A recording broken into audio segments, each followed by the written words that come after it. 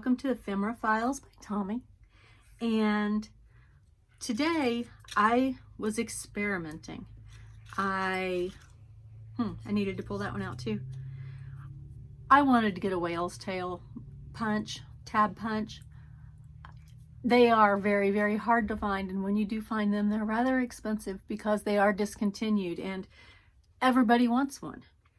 So I thought maybe with some of my own punches that I already have, I could come up with a similar looking tab. It's not going to be exactly the same, obviously, because it's not a whale's tail, but I did get some interesting results and I wanted to share them with you. I used these cards that I got. They have, sorry, I think I'm trying to lose my voice. I hope not. They have chemical equations and study notes and things like that on them, and I've been having a difficult time figuring out how to use them without just covering them up. So I think that what I'm going to have to do is cut them up and cover them up, and it'll just have to work. But they worked out perfectly for practicing my faux whale tail, and that's what I'm going to call it, is a faux whale tail, because it's not a whale tail. But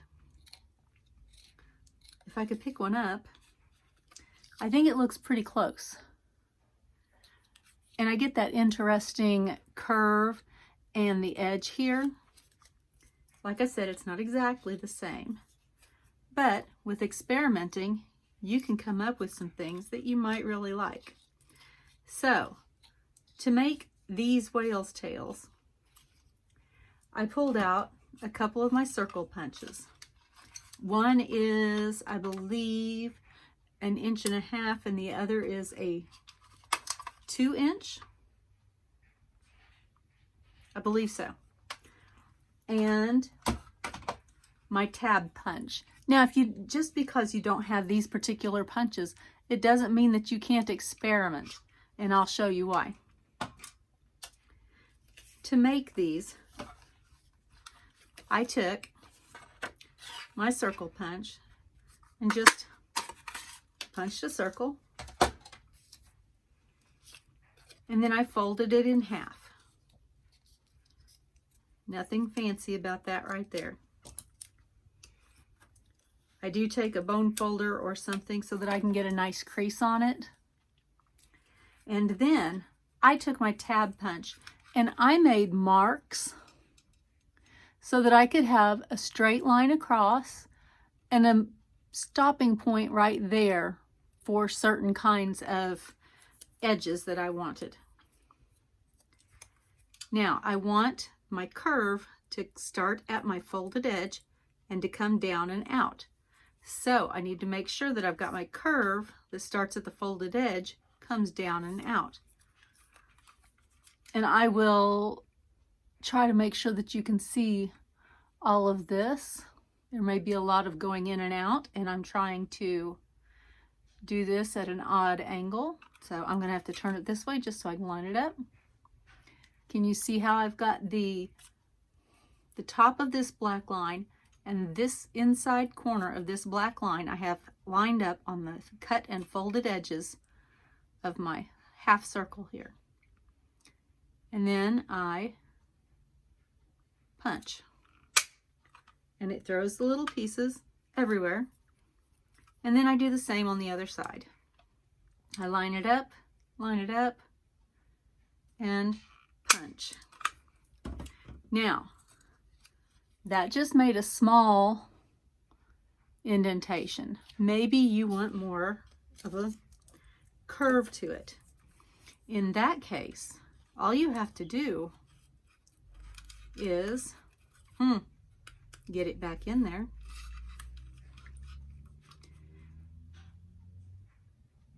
And line it up on the outside of your two lines. Or if you want, you could even come all the way down here. And I did that too.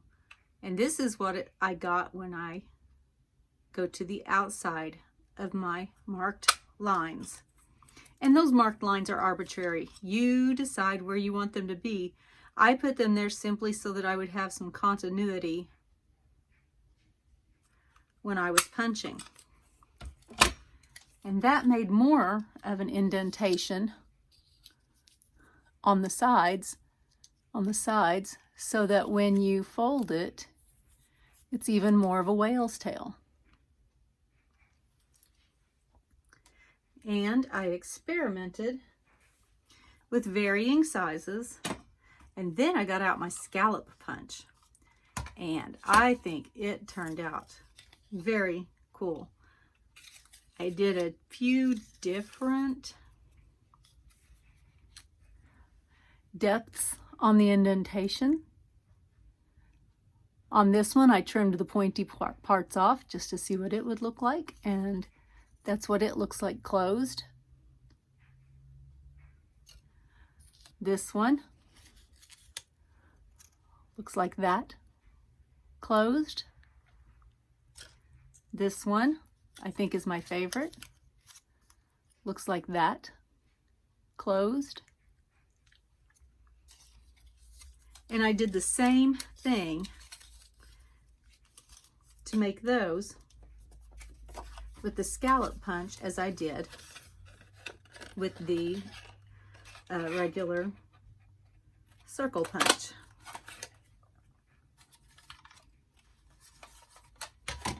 I folded my paper in half. Now when you use a scallop punch, you don't have to. I didn't on a couple of my other ones, but I discovered I prefer to have my scallops lined up. And then I pull this over, and because my scallop punch is larger, I think that's a 2-inch punch, I lined up the folded edge with the bottom of the tab punch, and then lined up the top part with this black line, because I like the deeper indentation, I guess. Throws those puppies everywhere. And I may have gone a little too far on that one because I've got that really weird little piece sticking off. So I'll probably go back and trim that. That may be because I folded my scallop a little differently than I normally would.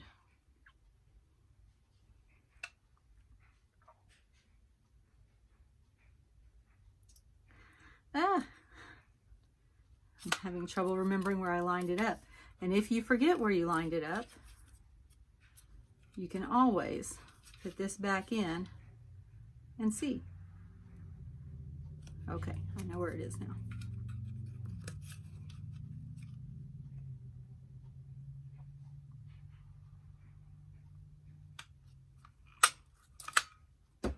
Yes, that happened on both ends, and I think it's because I folded in the middle of a scallop instead of between the scallops. But that's easy enough to fix. I'll go ahead and just trim that off because that's going to be a weak place that's just going to cause problems if it's still sticking out there. And that's even different from any of them I had already made. Then, because I was in an experimenting mood, I pulled out my Hexagon Cutter. And let's see, I believe this is an 1.5 inch hexie. And I got a few variations on it as well. Let's see. And it's depending on how you fold the piece as to whether you would get an arrow. And I realize we just left the whale's tails. But I was having fun. And this is if you fold across, let's see, yes, if you fold across the middle to the flat ends. This one is if you fold across the middle from an outer corner. And I still think that that looks pretty interesting. And then I got, let's see, I think I showed you that one. I showed you this one. Those are just showing the different depths of placing the indentation on your tab punch. Let's see, this was another circle one where I just did a different depth. And then I got out, this was my very first one where I learned that I needed to do something differently, but it still makes an interesting tab. And then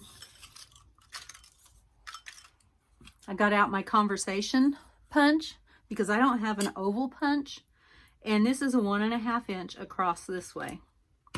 And I punched out a couple of little ovals, and then I trimmed off the little, I don't know what that would be, the little comma there, so that I would have the ovals. And I folded them 2 different ways. I folded it the long way and the short way. And in doing that, I got guppy tails. And I think that those are adorable. Those would be perfect on little journaling cards where you just need something to get a hold of. So, pull out your punches. Pull all the punches. I don't know. I haven't tried it with all of my punches. I tried it with my most basic punches.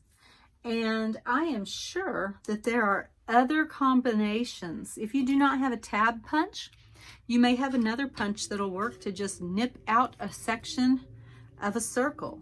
If you have a basic circle, and I don't know, I wonder what that would do. Let's see. Let's cut out a circle. This one's going to be an 1.5 inch circle.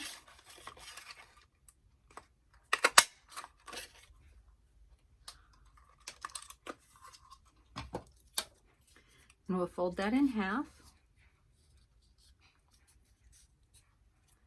Crease it. Now let's see what happens.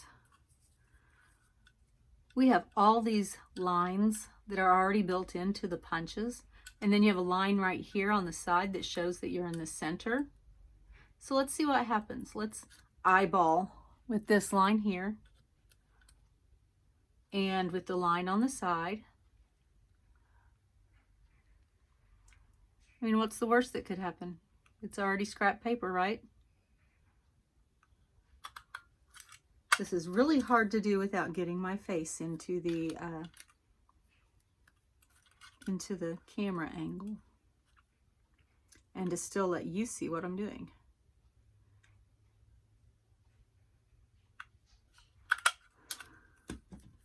And you know what? I think that that actually looks a whole heck of a lot like a whale's tail punch. You see that? And it wouldn't have to be an oval. You could use 2 circles. So let's try that. Let's put the oval away. Let's punch a circle. Or even the same circle punch. We'll do that. That's the punch I just used. We'll fold this in half. Crease it. And then once again, you've got lines on the side. Now, I don't know how much that's going to help on this big old stamp. So you may just have to see what you can do. I'm trying to use the line on the side that shows me the center of the circle. Why are you not going in? There we go. And I am lining up my eye with this slot right here that is on the catcher. So line up with the side, eyeball line up with the slot, try to be straight.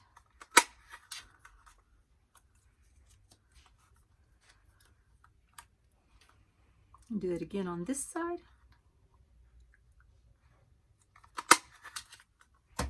Okay, that's not very straight,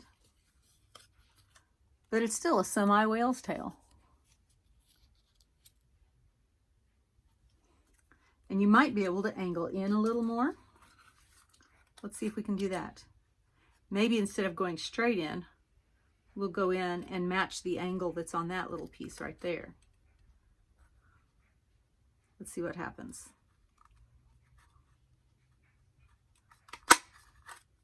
Ooh, that's closer. That's closer.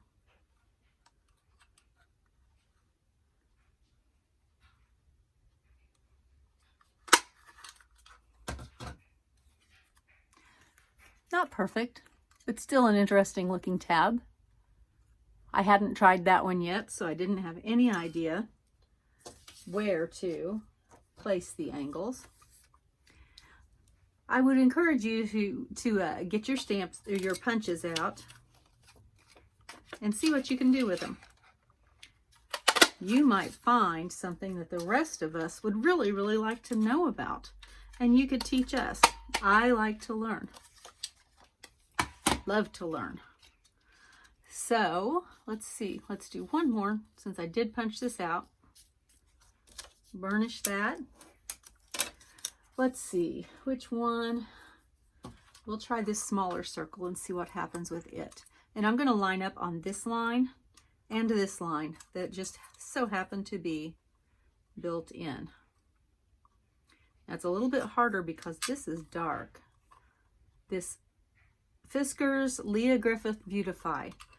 I don't like that that stays there because I usually take my catchers off. Okie doke. So I'm going to line up. Actually, I'm going to line up with this line and that side right there of the latch. There's one. And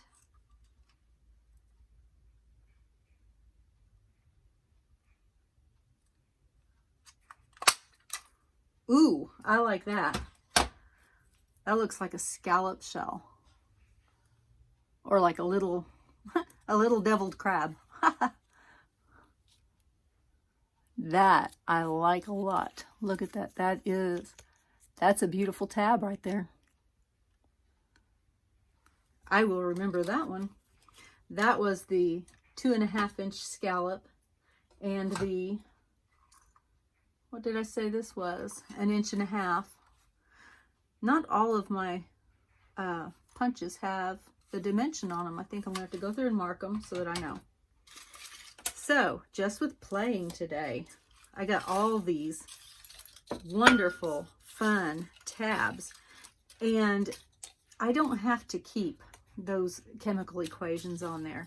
These make a good base to cover up with napkins, with dry decoupage, to collage on, to paint over, to just experiment and play with. And I would encourage you to do that today. I think I've encouraged you to do that 3 or 4 times now in this particular video. Okay, so today is 1 week away from my 1-year anniversary of making YouTube videos.